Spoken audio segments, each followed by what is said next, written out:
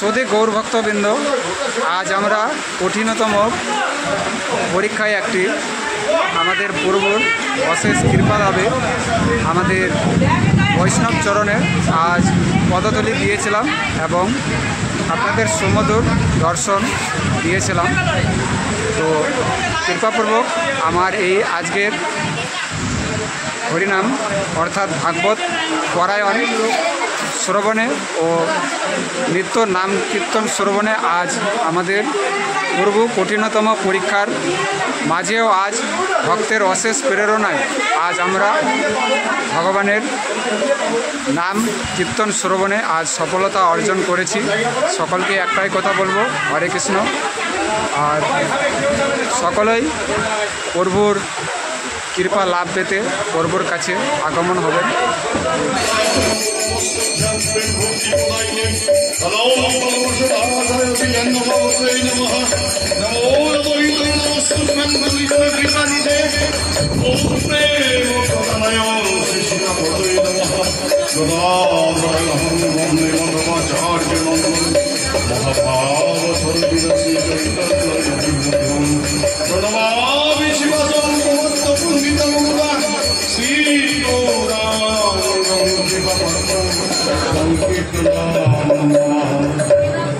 नमो वृंदाय तुलसीदेव्यै प्रियायै केशवस्य च कृष्णभक्तिप्रददेवी सत्त्ववत्यै नमो नमः। माञ्चकल्पतरुभ्यश्च कृपासिन्धुभ्यो च प्रतिदानं भगवद्भ्यो वैष्णवेभ्यो नमो नमः। भक्तेभ्यो नमो नमः। ब्रह्मणेभ्यो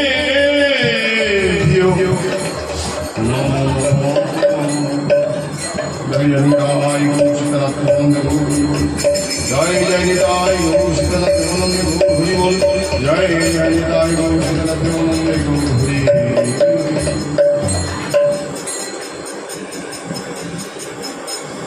সমবেত ভক্ত মন্ডলী, ভক্তিমতী মায়েরা সবাই এসছেন। সমস্ত শ্রেণীর ভক্তদের শ্রীচরণে প্রণাম পূর্বক আজকে স্বল্প পরিসরে আমরা একটু ভাগবতী কথা শুনে নেব। আপনাদের সঙ্গে ভাগবত উপস্থিত। সবাই জানেন ভাগবত হচ্ছে সাক্ষাৎ ভগবান কৃষ্ণ, শব্দ ব্রহ্ম, বাংময় মূর্তি, সাক্ষাৎ ভাগবত। ভাগবত এবং শ্রীকৃষ্ণ এক এক বিষয়টাই শ্রীকৃষ্ণ তার পরিবর্তিত রূপ হচ্ছে ভাগবত। তিনি যখন চলে যান এই ভাগবত লিখলেন। ভাগবত দ্বাদশ স্কন্ধে ৩৪৫টা অধ্যায় রয়েছে। আমরা ভাগবতের একটু অংশ আজকে জেনে নেব। ভাগবত কি বলছে, তার সারবত্তা কি, স্বল্প পরিসরে যতটুকু জানা যায়। আপনাদের একটু কৃপা ভিক্ষা চাইছি এইটাই, আপনারা একটু সোজা হয়ে ভালো মতন বসবেন, পা যেন সামনে না থাকে, একটু নীরবতা পালন করুন। রাধে রাধে। কাছে কাছে থাকলে একটু কন্ট্রোল করুন। ভাগবতে যদি বিঘ্ন ঘটে, যার কারণে ভাগবতের বিঘ্ন ঘটছে, তারা অপরাধ সিঞ্চিত, অপরাধ সঞ্চিত। সেই জন্য একটু সময় শুনবেন, অল্পক্ষণের ব্যাপার। আমি ভাগবতী কথা কিচ্ছু জানি না। ভাগবতে যা লেখা আছে গুরু নির্দেশ ক্রমে আমি একটু ভাগবতের কথা ভক্তদের শোনাই মাত্র। আমি ভাগবত তত্ত্ববেত্তা নই। আমি আপনাদের মতনই সাধারণ একজন পরিবারের সদস্য, আপনাদের সন্তানের মতন। আমি বিরাট কিছু নই। আমি গুরু নির্দেশ একটু আছে, আর ভক্তদের কৃপা আছে বলে মাঝে মাঝে কেউ ডাকলে একটু ভাগবতী কথা দুটো মানুষকে শোনা, এটাই হচ্ছে। এবং সেই জন্যই কৃপা ভিক্ষা যে আপনারা একটু নীরবতা পালন করলে সেটাই আমার ভিক্ষা। রাধে রাধে। তাই এই ভাগবত হচ্ছে কি, রাধে রাধে। এবং ভাগবত কি বলছে, নমো নারায়ণায় নমস্কৃত্য নরং চৈব নরোত্তমং দেবীং সরস্বতীং ব্যাসং তত জয়মেতিরহে মুখং করতি বাচালং পঙ্গুং লঙ্ঘয়তে গিরিং यत् तमहं वन्दे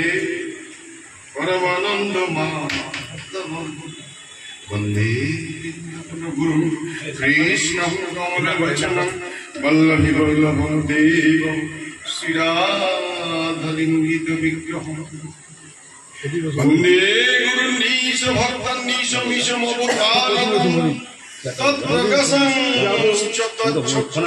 শ্রীকৃষ্ণ চৈতন্য সংঘম বন্দে শ্রীকৃষ্ণ চৈতন্য নিত্যানন্দ সহদিত গৌরদয়ে পুষ্পবন্ত চিত্র স্কন্দৌতমনুদ যতদ্বৈতং ব্রহ্মোপনিষদি তদাবশ্যতু জয়াতময় অন্তর্যামী পুরুষ ইতি সশংস বিভো ঐশ্বর্যে পূর্ণ ইহ ভগবান সস্বয়ময় চৈতন্য কৃষ্ণ জগতি পরতত্ত্বম অনর্পিত চরিং চিরা করুণায়বতীর্ণ কলৌ সমর্পয়িত উন্নত উজ্জ্বল রোশন সভক্তি শ্রিয়ম হরিপুরট সুন্দরবতী কদম সন্নিপিত সদহৃদয় মন্ডলী স্ফুরতু শচীনন্দন সদা হৃদয় কন্দরে স্ফুরতু শচী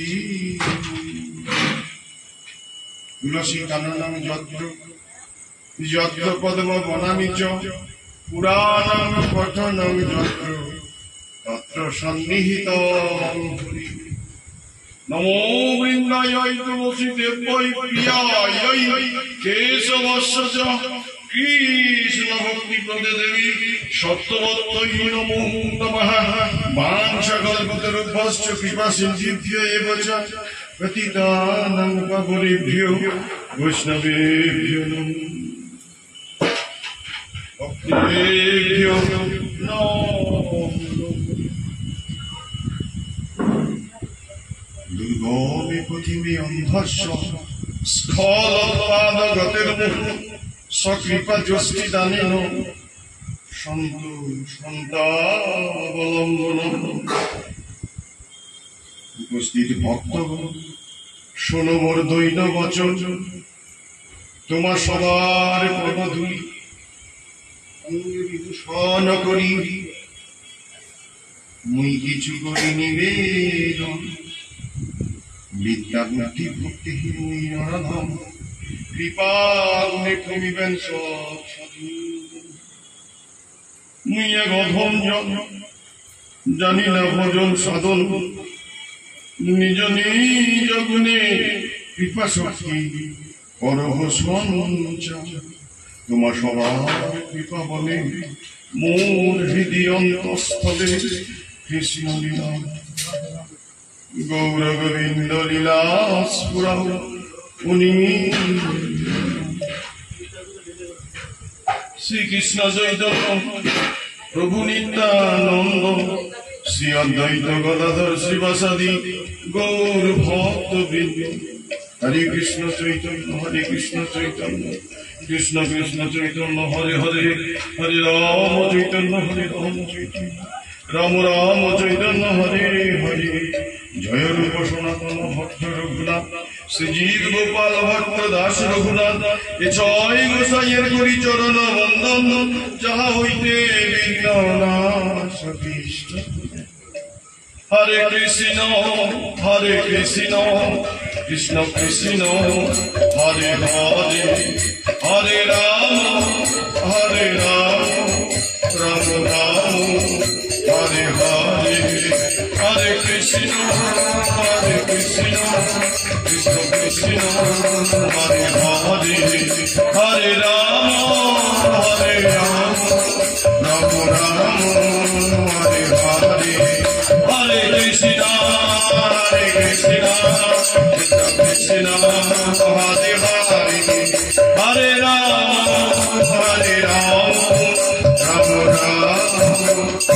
হরে হরে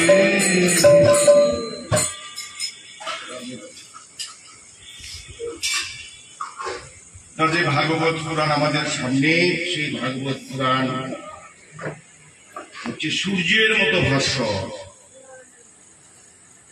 ভগবান শ্রীকৃষ্ণ ধর্ম এবং তত্ত্ব জ্ঞান নিয়ে তার নিজ ধামে প্রত্যাবর্তন যখন করলেন, চলে গেলেন। প্রত্যাবর্তনের পরেই এই শাস্ত্রের এই শাস্ত্র অনেক কটা শ্লোক, অনেক কিছু বক্তব্য।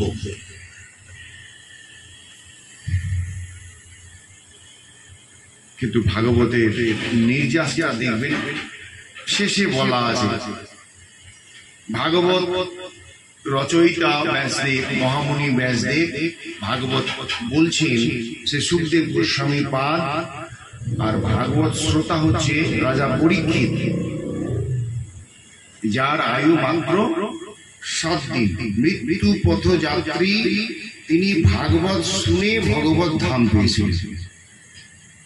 7 দিন মাত্র ভাগবত শুনেছিলেন। আর চাঁচলে ভাগবত সপ্তাহ হতেই আছে, ভাগবত পঠন হতেই আছে, ভাগবত শোনা হতেই আছে। আমাদের কিন্তু কৃষ্ণ ভক্তি হচ্ছে, কারণ ব্যাপারটা কি, 7 দিনে যদি উনি এত বড় অপরাধ করার পরে অভিশপ্ত হয়েও ভগবানকে পেয়ে যান, যেন আমরা পাচ্ছি না কেন? নিশ্চয়ই মাঝে কিছু ব্যাপার আছে। মানে ফারাকটা কি আছে? ভক্ত সাজা আর ভক্ত হওয়া, এই দুটোর মধ্যে ফারাক আছে। আমরা বেশিরভাগই ভক্ত সেজে যাই, কিন্তু ভক্ত হই না। পার্থক্যটা হচ্ছে এইখানে, ভক্ত হতে হয়। ভাগবত শুনতে হলে রাজা পরীক্ষিতের মতো মনোনিবেশ করতে হয়। ভাগবত শুনছি, হরিনাম করছি, আর আমার মন বিষয়ে ঘুরে বেড়াচ্ছে, বাড়িতে, গাড়িতে, নারীতে, টাকায়, পয়সায়, ব্যবসায়, এগুলোতে ঘুরে বেড়াচ্ছে, তাহলে তো সেই ভাগবতের কাজ দেবে না। সেই জন্য ভাগবত শুনতে হবে অত্যন্ত মনোযোগ দিয়ে, পিছুটা না রেখে। রাজা অম্বরীশ তার বাড়িঘর ঘুরে যাচ্ছে, তাও ওদিকে খেয়াল করবে বিষয়টা। যাই হোক, তো বিষয়টা হচ্ছে সেই ভাগবত আমরা শুনে নেব। ভাগবত এখন দীর্ঘ আলোচনার বিষয়, আমরা সংক্ষিপ্ত আলোচনা করবো এইটাই যে ভাগবত আমাদের কি করতে বলেছে। রাজা পরীক্ষিত বললেন, রাজা পরীক্ষিত প্রায় উপবেশনে বসেছিলেন গঙ্গা থেকে গিয়ে, যখন তিনি অভিশপ্ত হলেন। প্রায় উপবেশন মানে কি?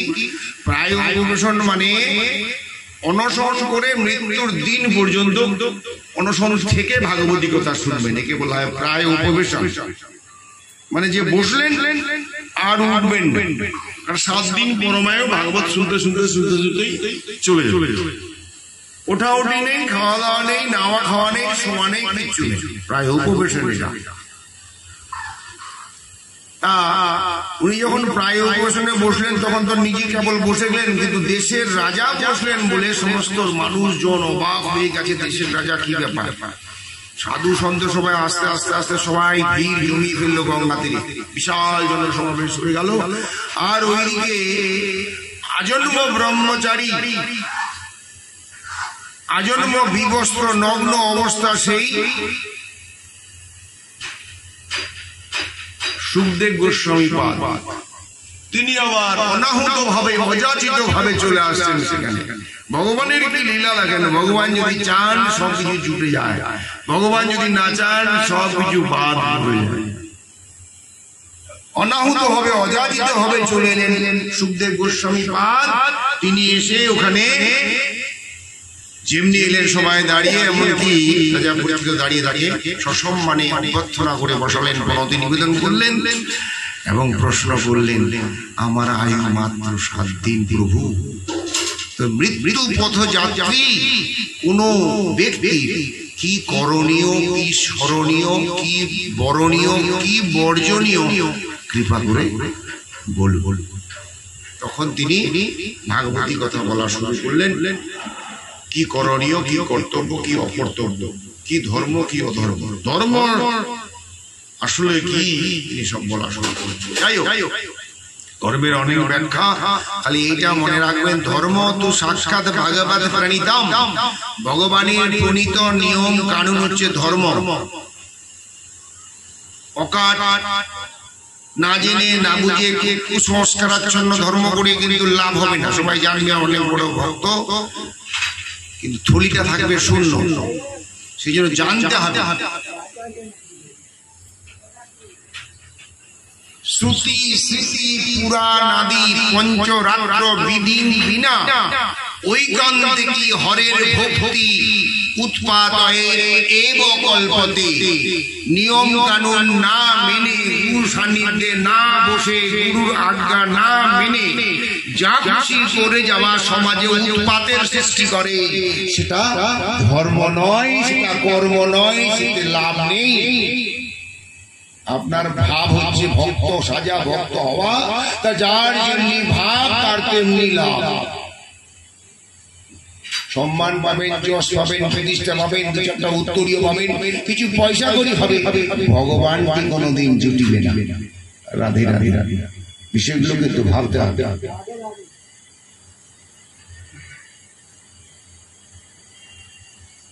আশ্রয় গ্রহণ করতে হবে। আশ্রয় তত্ত্ব বলে একটা তত্ত্ব আছে। গুরু হচ্ছে আশ্রয় তত্ত্ব, রাধারানী হচ্ছে আশ্রয় তত্ত্ব।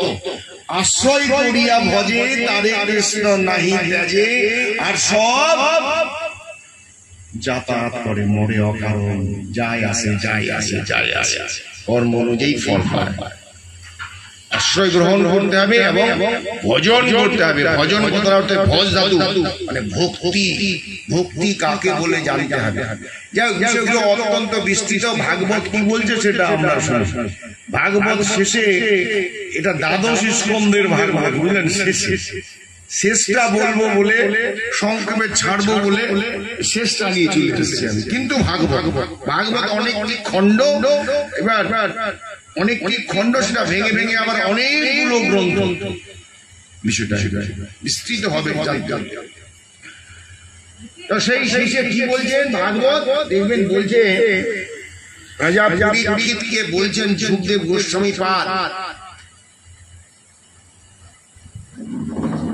যে তুমি কলিযুগে আছো, আরে আমরাও কলিযুগে আছি। কলিযুগের বয়স হচ্ছে 4,32,000 বছর। কলিযুগের বয়স 4,32,000 বছর। খেয়াল রাখবেন, মাত্র গেছে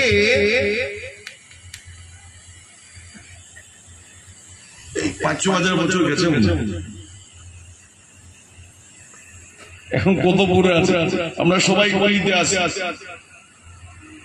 বলছে কলির দোষ নিধে।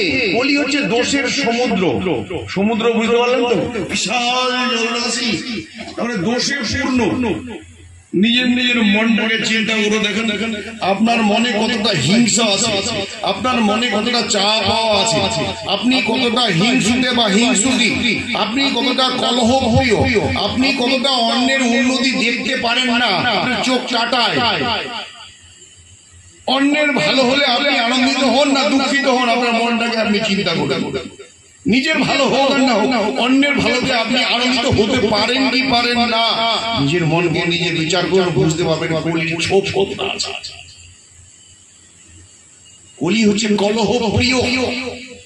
কলহ এখানে আছে, যত রকম দোষ। কলির নামটার মধ্যেই তার সম্পূর্ণ ব্যাপারটা আছে। কলিকে উল্টে দেন, দেখবেন হবে লিক। লিক মানে ফুটো, ছিদ্র, দোষ। আমাদের দোষের শেষ নেই, কিন্তু আমরা নিজের দোষটা কোন সময়ের জন্য ধরবো না। মানুষের একটা স্বভাব, কি স্বভাব? অন্যের দোষ ধরে। সবচেয়ে বড় দোষ মানুষের নিজের দোষ না ধরে অন্যের দোষ ধরা। সবাই, সব শ্রেণী মানুষ, ভক্তরাও, সন্ন্যাসীরাও, আমরাও অন্যের দোষ ধরে। যার জন্য বলছে কলির দোষ নিধে রাজন। হে রাজা, হে পরীক্ষিত, কলি হচ্ছে দোষের সমুদ্র। অস্তি এক মহানগুণ। রাধে রাধে, একটু আস্তে কথা বলবেন। অস্তি এক মহানগুণ। কিন্তু আচ্ছা, একটা মস্ত বড় গুণ আছে কলি। কি গুণ আছে? যে কীর্তনাদ এব কৃষ্ণ সমুক্ত সঙ্গ পরম রজ। যদি ভগবান কৃষ্ণের নাম করতে পারে, তাহলে আস্তে আস্তে আপনার যে আকর্ষণ, যেগুলো স্ত্রী পুত্র প্রত্যাদিতে যে আকর্ষণ, সংসারটা তো দাম্পত্য টানের উপর ঢুকে আছে। দাম্পত্যের যে আকর্ষণ, সেই আকর্ষণের জন্যই সংসারে পড়ে আসি আমরা। ওই আকর্ষণ না থাকলে সংসারে পড়তো আমরা। তা বিষয়টা হচ্ছে, সেই আকর্ষণ থেকে আমরা মুক্ত হতে পারবো যদি ভগবানের নাম গুণ গান করতে পারি। কীর্তনাথ এব কৃষ্ণস্য মুক্ত সঙ্গ পরম ব্রজের, ভাগবতে বলছে। ভাগবতে বলছে এই কলিযুগে নাম করো সার,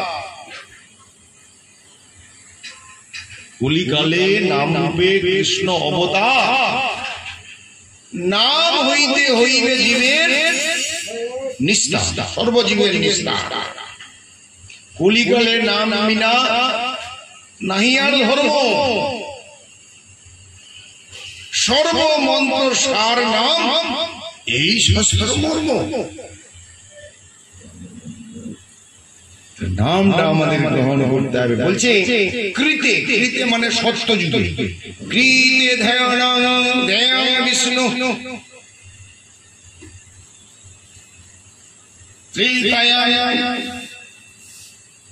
যজত মখই মানে যজ্ঞ, সত্য হচ্ছে ধ্যান, তেতাই যজ্ঞ, দাপরে পরিচর্যায়, দাপরে পূজাচ্ছে কলৌ হরি কীর্তন, কলিযুগে হচ্ছে কীর্তন, ভগবান কীর্তন। এই যে ভাগবতের লাস্ট লোকে বলছে, কি বলছে? বলছে নাম সংকীর্তন যস্য যস্য সর্ব প্রণাশনম, প্রণাম দুঃখ সমনস্তং, নমামি হরি পরম। আমি সেই পরমেশ্বর ভগবান শ্রীহরিকে আমার সশ্রদ্ধ প্রণতি নিবেদন করি, যার নাম কীর্তন সর্ব পাপ বিনাশ করে এবং যাকে প্রণাম করলে সমস্ত জড় দুঃখ থেকে মুক্তি হয়। এই জন্য আমাদেরকে নামের আশ্রয় নিতে হবে। তার আগে প্রণাম, তারপরে আগে প্রণাম, তারপরে নাম। প্রণাম কেন? আপনার উদ্ধব নাম করলে হবে না। যশ প্রতিষ্ঠা প্রতিপত্তি পাওয়ার জন্য নাম করলে কাজে আসবে না। প্রণাম, প্রকৃষ্ট রূপে আগে নেমে যাও। তোমার যে উপাধি, মাস্টার, ডাক্তার, বড় ঘরের বউ, সুন্দরী, চাকুরিজীবী, উকিল, ব্যারিস্টার, এগুলো ছাড়তে হবে। প্রকৃষ্ট রূপে নেমে যেতে হবে, অবনমিত হতে হবে। আগে প্রণাম, তারপরে নাম। প্রকৃষ্ট রূপে নেমে প্রণতি নিবেদন করে তারপরে হরিনাম। চৈতন্য মহাপ্রভু বলেছেন, তৃণাদপি শুনিছেন তরুরূপী সহিষ্ণুনা অমানিনা মানদেন কীর্তনীয় সদা, অমানিনা মানদেন কীর্তনীয় সদা হরি। তৃণাদপি শুনিছেন, ঘাসের থেকে নমনীয় হতে হবে, গাছের মতো সহিষ্ণু হতে হবে, সমস্ত জীবকে মান্যতা দিতে হবে। জীব নামের রয়েছে জীবে দয়া, চৈতন্য মহাপ্রভুর কথা। কীর্তনীয় সদা, এইভাবে কীর্তন করতে হবে, উদ্ধত নিয়ে নয়। সেই নাম সংকীর্তন যস্য সর্ব পাপ প্রণাশনম, প্রণাম দুঃখ সমনস্তং, নমামি হরি পরম। ভাগবতে এই যে নির্যাস, এই নামের উপর দিয়েই আমাদের আজকে আলোচনাটা আমরা রাখবো। নাম কি জিনিস, কেন নাম করতে হবে, নামের কি মাহাত্ম্য, নাম কি ব্যাপার, এই জিনিসগুলি আমাদের জানবার বিষয় আছে। রাধে রাধে। দেখেন, ভক্তি পুত মন নিয়ে এই লাইনে এগোতে হবে। ভক্তিতেই কেবল ভগবান পারে, ভক্তা মাম অভিজে না। ভগবান বলছেন ভক্তি দিয়েই কেবল আমাকে জানা যায়, টাকা দিয়ে, অর্থ দিয়ে, পাণ্ডিত্য দিয়ে জানা যায় না।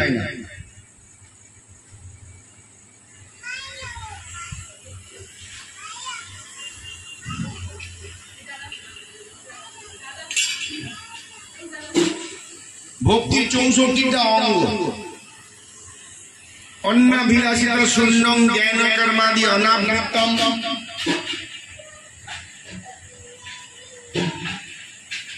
আনুকূল্যেন কৃষ্ণ অনুশীলনং ভক্তির উত্তমা। এটা চৈতন্য মহাপ্রভুর অনুমোদিত। এমনি ভক্তির সংজ্ঞা হচ্ছে হৃষিকেশ সেবনং ভক্তি উচ্চতে। সমস্ত ইন্দ্রিয়গুলো দিয়ে যদি ভগবানের সেবা করার যোগ্যতা অর্জন করা যায় তবে তাকে বলে ভক্তি। কিন্তু আমরা পারি না, ইন্দ্রিয়গুলো আমাদের টানাটানি করে। এই যে রথযাত্রা গেল না, সবাই রথ দেখতে গেলাম, রথে কি দেখলাম? বামন দেব বসে আছে, ভগবান বসে আছে, জগন্নাথ দেব বসে আছে, সুভদ্রা দেবী বসে আছে, আর বলরাম ঠাকুর বসে আছে। তাদেরকে দেখে রথে তু বামনং দৃষ্টা পুনর্জন্ম ন বিদ্যতে বলা হয়। রথে তু বামনং দৃষ্টা, রথে বামন দেখলে দরিদ্র টানলে আর পুনর্জন্ম হয় না, আমাদের জ্বালা যন্ত্রণা পেতে হয় না, শাস্ত্রে বলা আছে। কিন্তু আমরা কি সেই দেখা দেখি? আমরা ডিউটি পালন করে ধরতে ধরে নিলাম। জগন্নাথ দেব, বলরাম, সুভদ্রা শিব মন্দিরে পূজা আছে, ভজন দর্শন করতে আছেন, প্রথম ভোগ নিবেদন করতে আছেন, দুদিন ধরে নিচে শেষ ভজন যাচ্ছেন দেখতে, ভজন পূজা নিবেদন করছেন। যেদিন আসবে ফেরত ধরে নেবো, আর ভগবান আমাকে পালন করবো। বিষয়টা এইরকম ভাবনা আমার। রাধে রাধে রাধে। আমি কিছু করবো না, ভগবান আমার সবকিছু করে দিই, আমাকে নিচু রাধে রাধে রাধে। সেইরকম করলে হয়। আমরা ভগবানের নিত্য দাস, জীব স্বরূপত ভগবান কৃষ্ণের নিত্য দাস। সেই রথ আমাদের নিজেদের মধ্যেও আছে। আমাদের এই যে মানব শরীর না, এটা একটা রথ। আত্মা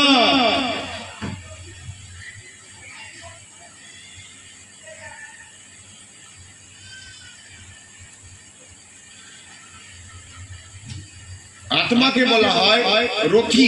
আত্মা রথিরঙ্গিনী শরীরম রথমে রুতু বুদ্ধিং সারদিং বিদ্ধি মন প্রগ্রহমেব চ।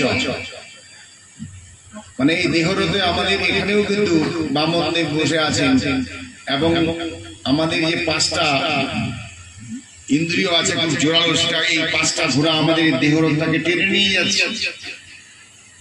তার লাগামগুলো আমাদের হাতে আছে, সেই লাগামগুলো বুদ্ধি দিয়ে যদি চালান তাহলে ঠিক আছে, আর যদি মনের কথা ধরেন তাহলে তো বেঠিক হয়ে যাবে, গাড্ডাতে পড়বে।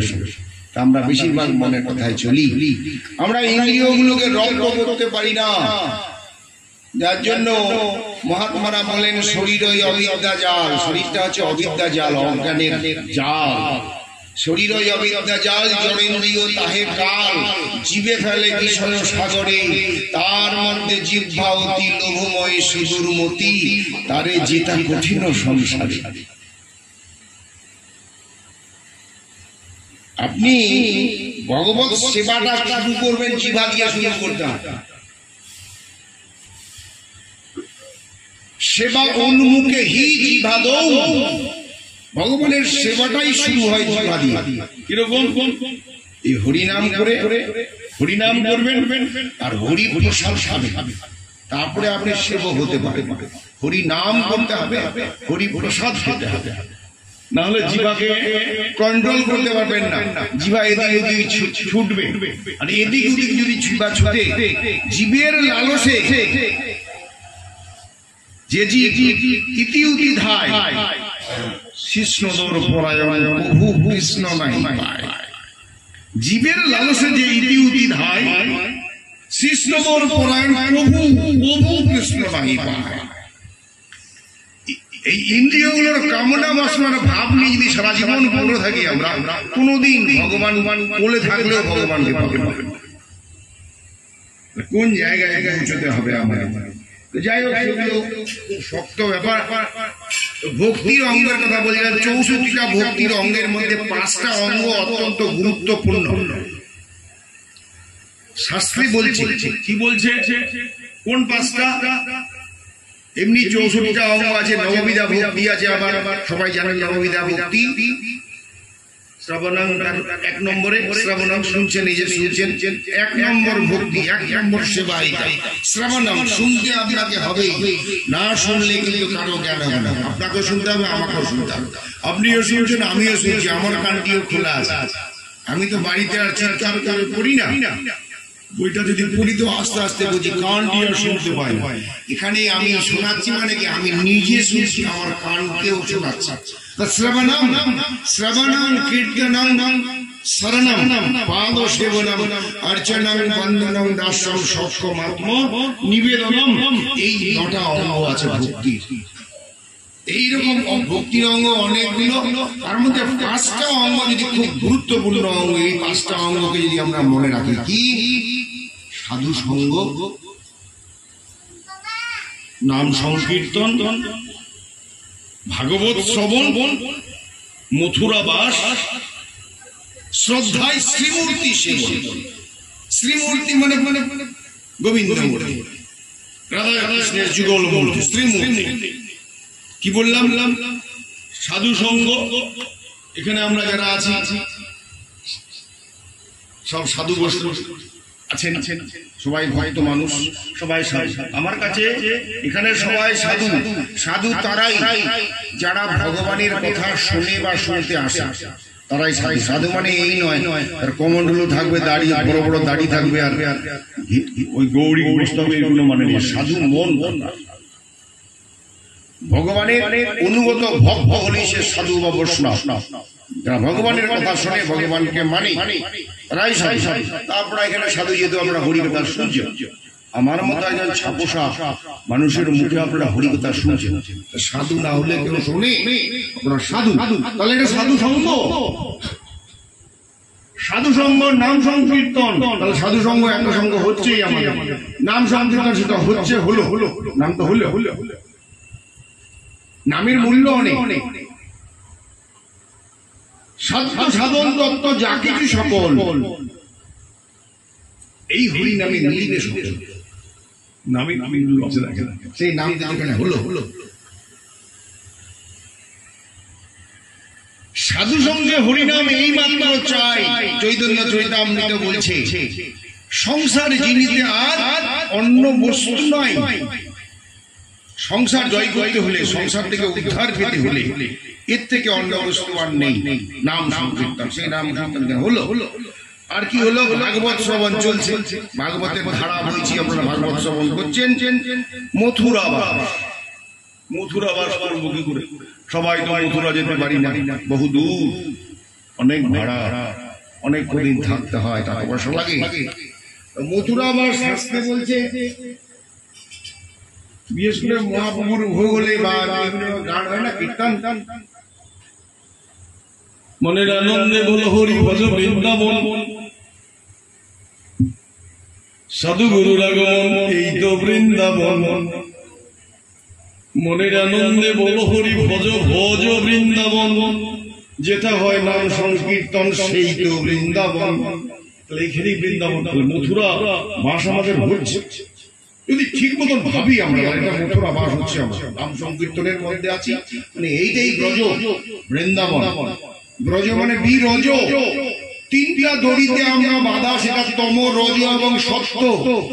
বিরজ মানে রজগুণ নাই, বাড়ির কথা ভুলে গেলে, ভাগবত কথা শুনছি, রজগুণ নেই। রজগুণ মানে টাকা পয়সা, ধন দৌলত, বাড়ি গাড়ি, এগুলোর ভাবনা। এখন এগুলো আপনাকে নেই, বিরজ, ওটা না, এখন সত্য গুণে আছে, আমরা ভাগবত শুনছি, এর জন্য এটা হচ্ছে ব্রজ।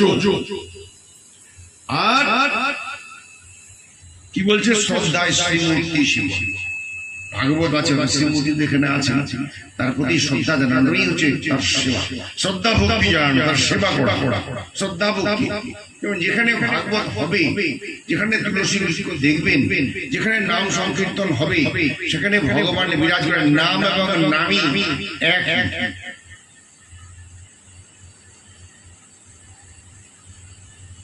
নামের থেকে, এই সংসার থেকে বেরোনোর অন্য কোন সহজ পথ নেই। কলি সংসরণ উপনিষদে বলা আছে হরে কৃষ্ণ কৃষ্ণ কৃষ্ণ হরে হরে হরে রাম রাম রাম হরে হরে ইতি ষোড়শতম নাম নাম কলৌ কল্মষ নাশনম। কলির সমস্ত পাপকে নাশ করে দেয়। না তো বড়তর উপায় সর্ববিদিশি পরিদিশ্যতে। এছাড়া অন্য কোন উপায় এই চারটা বেদের মধ্যে কোথাও আর বলা নেই। এছাড়া অন্য পথে নান্য পন্থা। ঋষি মুনিরাও বলে গেছে শ্রীনন্দ বিশ্বে অমৃতস্য পুত্র, হে অমৃতের পুত্র তোমরা শোনো, আমি জেনেছি তাহারে মহন্ত পুরুষ যিনি আধারের পারে জ্যোতির্ময়। তারে জেনে তারে মেনে তার পানে চাহি মৃত্যুরে লঙ্ঘিতে পারো, অন্য পথ নাহি নান্য পন্থা। এই মর জগৎ পার হতে হলে আমাদের অন্য কোন পথ নেই, নামই বলতে হবে।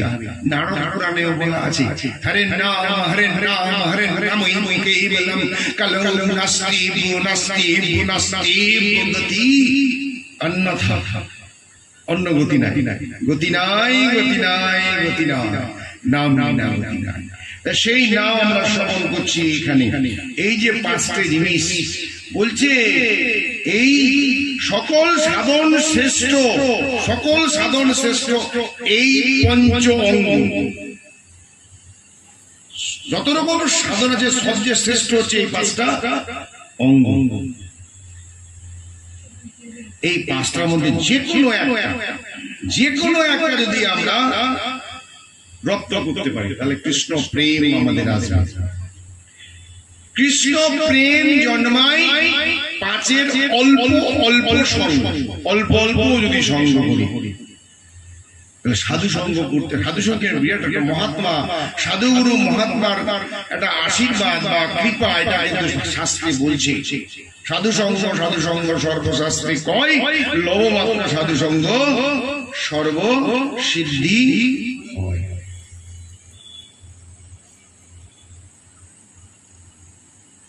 তুলসীদাসজি বলছেন বিনু সৎসঙ্গ বিবেক নহি, বিনু সৎসঙ্গ বিবেক নহি। আমাদের কত রকম জ্ঞান, কত রকম কথা বলি, কিন্তু আধ্যাত্মিক জ্ঞান, আধ্যাত্মিক জ্ঞানটা হতে হলে আমাকে আমার বিবেক জাগ্রত হলে তবে আপনি শক্তি পাবেন। আর এই বিবেক আপনার জাগ্রত হবে সাধু সঙ্গ করলে। এছাড়া কিন্তু সাধু সঙ্গের কোনো,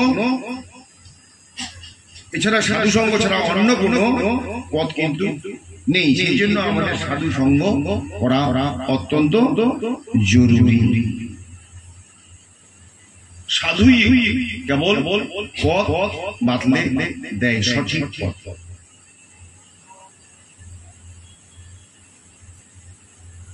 প্রসঙ্গক্রমে ছোট্ট একটা কথা বলি। দুজন অন্ধ, বুঝলেন, দুজন অন্ধ ভিক্ষে করে খায়, কৃষ্ণ নাম করে খায়, ভিক্ষে করে খায়, দুজনই অন্ধ, দেখতে পায়। তাই এই তল্লাটে ভিক্ষে করতে করতে আর কেউ ভিক্ষে দিচ্ছে না, আর কেউ ভিক্ষে দিচ্ছে। শেষে ওরা ভাবলো শহরে চলে যাবে, কলকাতায় চলে যাবে। তো কলকাতা চলে গেলে তো আর যাওয়া হয় না, কলকাতা যাওয়ার জন্য তো কেউ দেখে দিবে, ধরিয়ে দিবে, তবে তো সবাইকে বলছে, কেউ কলকাতার পথ বাতলে দেয় না। শেষে একজন সাধু কীর্তন করতে করতে যাচ্ছিল, সাধুকে হাতে পায়ে ধরে বললো, যখন সাধু তখন ধরিয়ে দিল, পথ ট্রেনে উঠে দিচ্ছে, কলকাতা চলে গেছে। কলকাতা গিয়ে ওদের আশা ছিল যে বড় বড় বাড়ি আছে, বড় বড় বাড়ি দেখে ওদের একটা বড় আশা ছিল। যেমন পাখিরা দেখবেন বড় বড় গাছ দেখে বাঁধে বাসা, ওরকম এরাও ভেবেছিল যে বড় বড় বাড়িতে মনে হয় বেশি বেশি আমাদের এই দান দক্ষিণা দেবে। গিয়ে ওখানে দেখছি কেউ তো দিচ্ছে না, উল্টে আরো তিরস্কার করছে, কেউ প্রহারও করছে। শেষে ওই গলিতে ঢুকে গেছে, আর বেরোতে পারছে না। বড় বড় গলি, বড় বড় বিল্ডিং, ওখান থেকে বার হওয়ার জন্য যখন সবাইকে বলছে, কেউ আর বার করে দেয় না। শেষে ওইখানেও এক সাধু তাদের পথ দেখিয়ে দিল। কি পথ দেখিয়ে দিল? ওরা তো যেতে পারবে না, গিয়ে যদি স্টেশনে উঠবে বা ট্রেনে উঠবে যেতে পারবে না, ওদেরকে দেখে দিল, দেওয়াল ধরে দিল, বুঝলেন, দেওয়াল। এই দেওয়ালে হাত দিয়ে দিল, বলে এই দেওয়াল ধরে ধরে ধরে ধরে চলে যাও, পৌঁছে যাবে একদম মোড়ে, ওখানে গিয়ে স্টেশনে উঠে যাবে।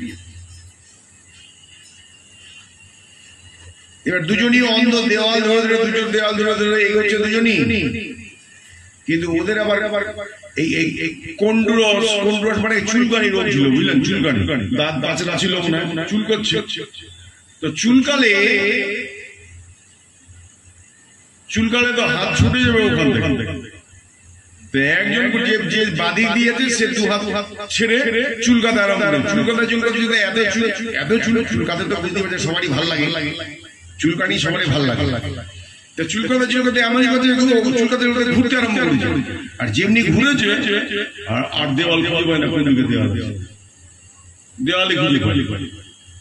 আর আরেকজন যে ডান দিকে ছিল ওরও চুলকানি আছে, ও একটু চতুর ছিল, ও চুলকেছে, তবে ও একটা হাত দেয়ালি রেখেছে, একটা হাত দেয়ালি রেখেছে।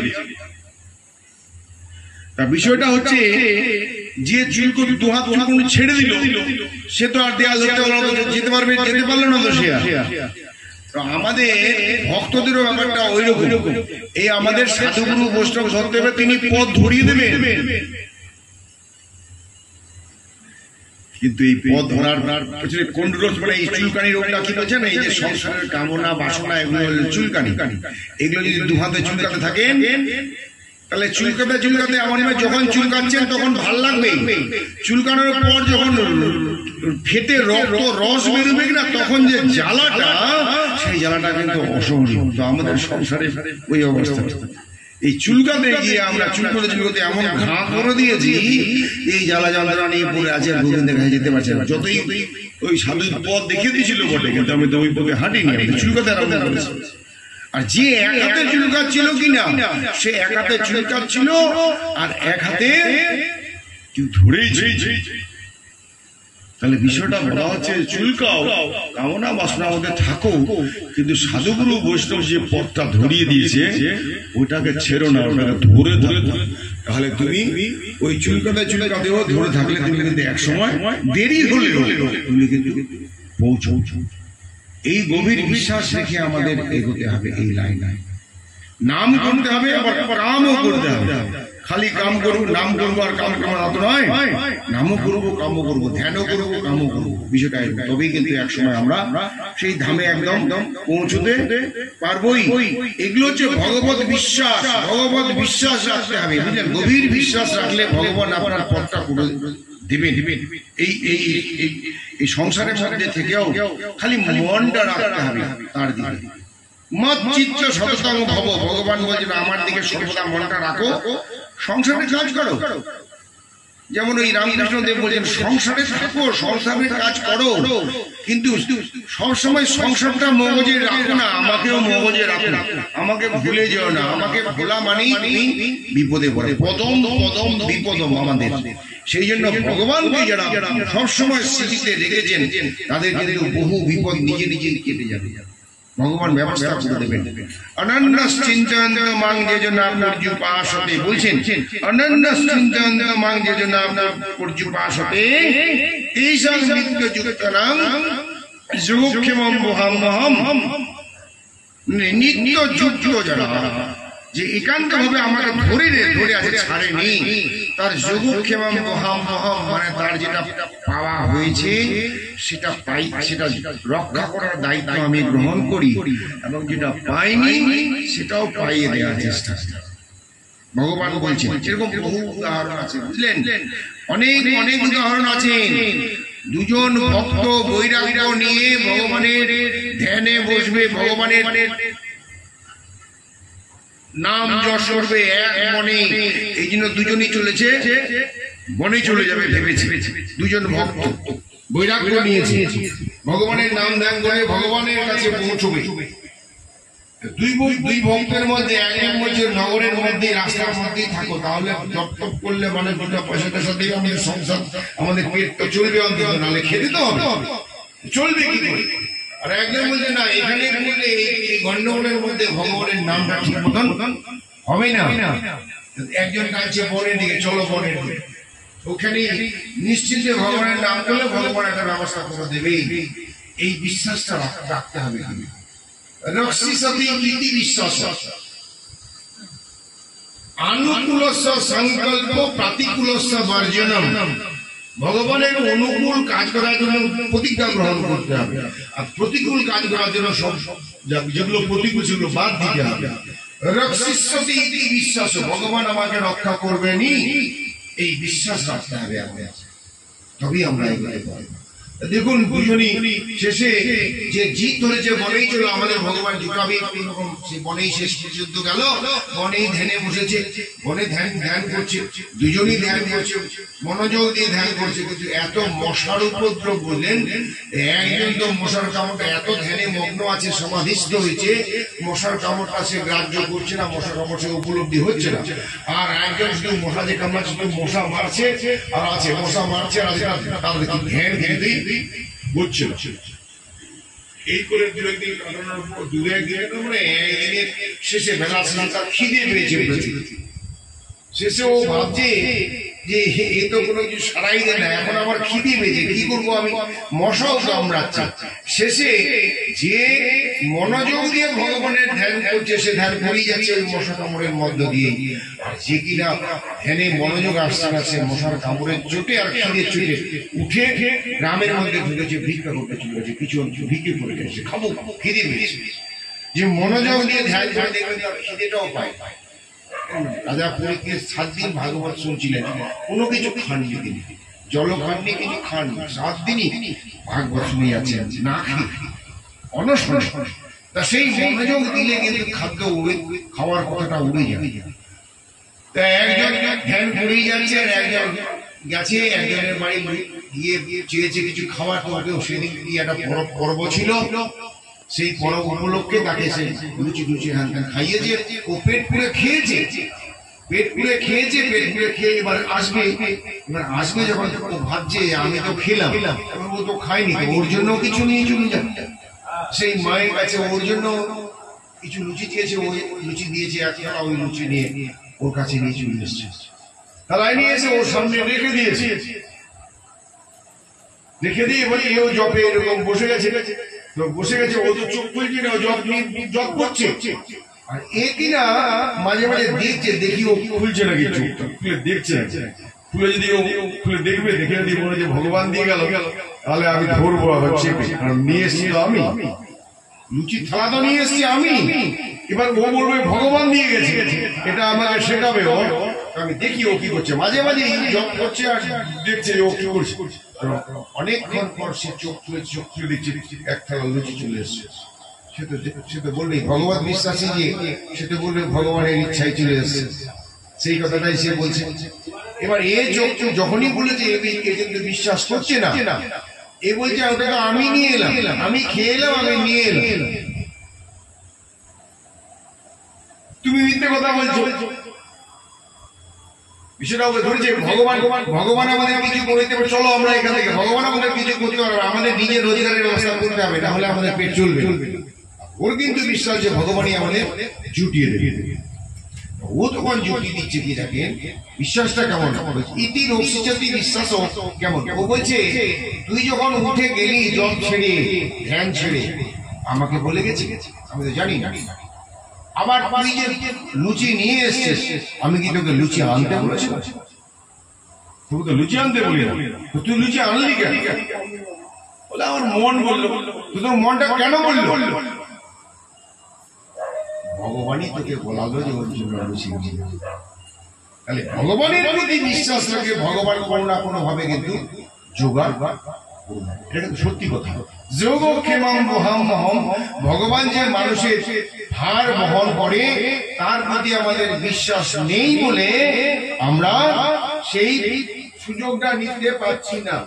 সেই জন্য এই বিশ্বাস রেখে আমাদের ভাগবতীর কথা শুনতে হবে। ভাগবতী কথা যদি মনোযোগ দিয়ে বিশ্বাসের সঙ্গে শুনি, কৃষ্ণ প্রেম জন্মাবে, ভগবত ধামে যাওয়া যাবে। বলা হচ্ছে নিত্য সিদ্ধ কৃষ্ণ প্রেম সাধ্য কবু নয়। কৃষ্ণ প্রেম তো নিত্য সিদ্ধ, একে চেষ্টা করে পাওয়া যায় না। নিত্য সিদ্ধ কৃষ্ণ প্রেম সাধ্য কবু নয়, শ্রবণাদি শুদ্ধ চিত্তে করো এই উদয়। শুধু ভগবানের কথা শুনুন আর ভগবানের গুণগান করুন, তাহলেই দেখবেন আপনার ভেতরে প্রেম জাগবে। যে প্রেম এই জাগতিক প্রেমের মতো নয়, জাগতিক প্রেম আমাদের আসলে প্রেম নয়, এটা আসলে কামনা বাসনার পূর্ণ করার জন্য প্রেম। এই কাম প্রেম হচ্ছে বিশুদ্ধ, প্রেম হচ্ছে নিষ্পাপ, প্রেম হচ্ছে একেবারে কি বলবো বিশুদ্ধ।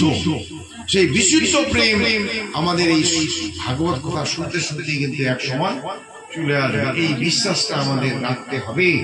ভগবান বলছেন যে মত কর্মকৃত মত পরম মদ ভক্ত নির্বৈর সর্বভূতেষু সমে প্রিয়। আমার কথা শোনো, আমার দিকে মনটা দাও, আমার ভক্ত হয়ে যাও। নির্বৈর সর্বভূতেষু, সমস্ত জীবকে তুমি ভালোবাসতে শেখো, কোন জীবকে তুমি শত্রু মনে করবে না। আর তাহলে তোমার সঙ্গ বর্জিত, আস্তে আস্তে আসক্তি শূন্য হওয়ার চেষ্টা করো, মনটাকে নিয়ন্ত্রণ করো। যার জন্যই বলা হচ্ছে মনটাই হচ্ছে আমাদের আসল জায়গা। মনকে নিয়ন্ত্রণ করতে হয়। আমরা এখানে বসে আছি না, আমাদের মনটা এখানে আছে কিনা বলা শক্ত। যার জন্য সবচেয়ে আগে মনের সেবা করুন, আত্মসংশোধন করুন। এই যে হরিনাম বা ভাগবতী কথা শুনছি, কারণটা হচ্ছে নিজের পরিচয়টা জানবার জন্য, আমি কে এবং কি আমার করণীয়। এই জন্য হরিনাম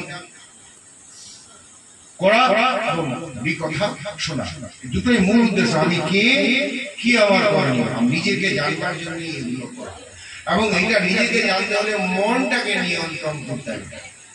বলছে মন এব, আমাদের মনটাই হচ্ছে কি, মন এবং মনুষ্যনাং কারণং বন্ধ মোক্ষায়, মনটাই হচ্ছে আমাদের বন্ধন এবং মুক্তির কারণ।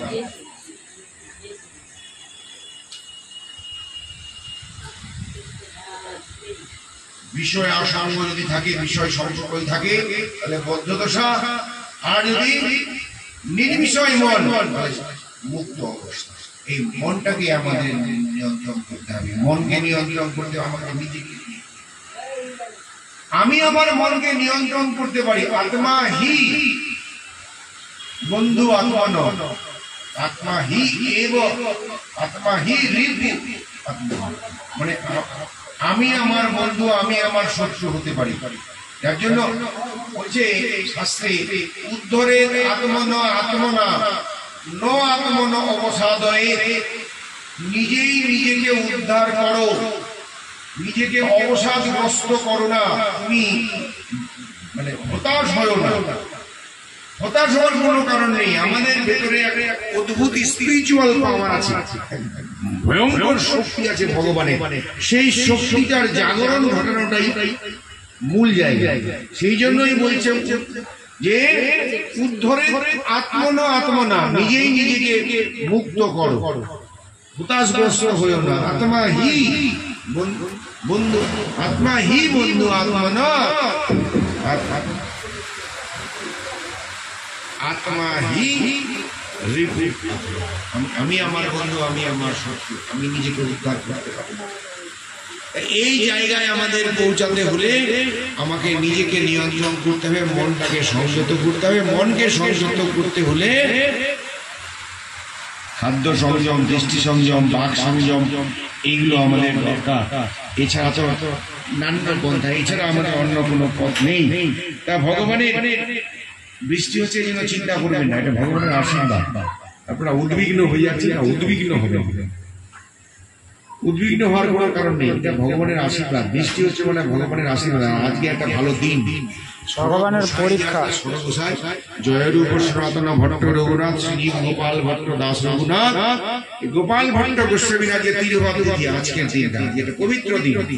আজকের দিনে আমরা ভাগবতী কথা শুনছি, মানে কি ষড় গোসাইয়ের দৃষ্টি যদি আমাদের দিকে থাকে, এই 6 গোসাই শিক্ষা গুরু যে আমার, তাদের চরণে আমাদের কোটি নমস্কার। সেই ষড় গোসাইয়ের মধ্যে একজনের আজকে তিরুভাব। সেই জন্য আমরা চিন্তার কোনো কারণে, উদ্বিগ্ন হওয়ার কোনো কারণে এক্ষুনি আমরা শেষ করে দেবো। সেই জন্য বলছে যে এই যে এত হরিনাম করছি, এত ভাগবতী কথা শুনছি, এইটা আমাদের কেন কাজে আসছে না, কেন আমরা এই মুক্ত হতে পারছি না? মুক্ত না হওয়ার কারণটা হচ্ছে আমাদের অপরাধের নামটা হচ্ছে অনর্থ হয়ে যাচ্ছে।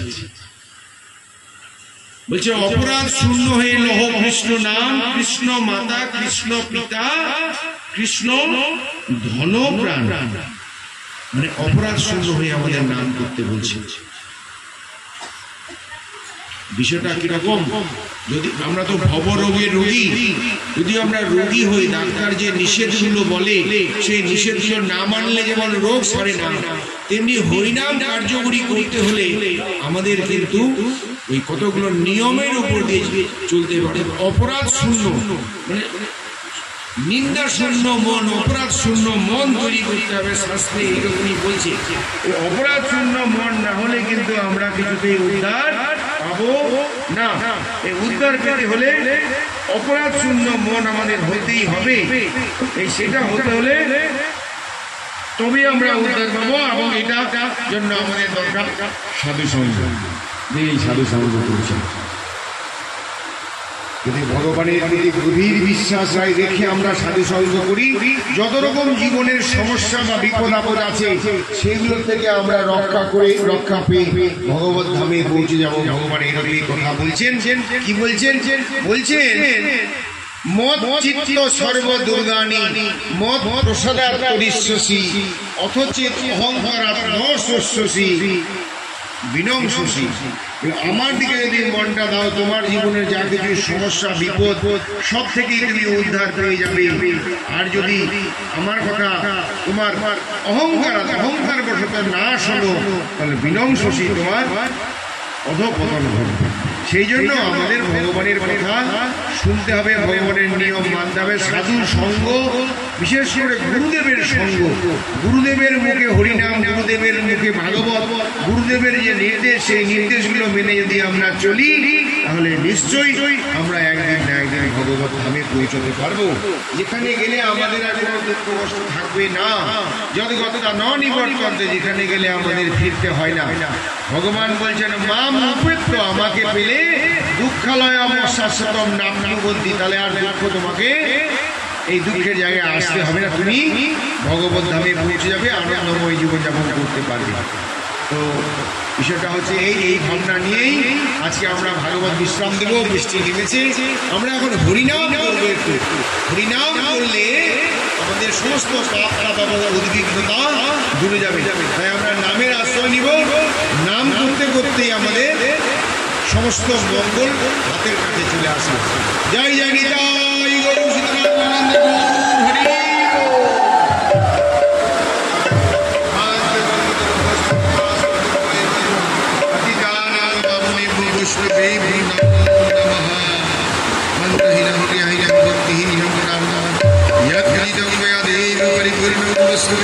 अपराध शास्त्राणि क्रियन्ते अन्निशङ्कया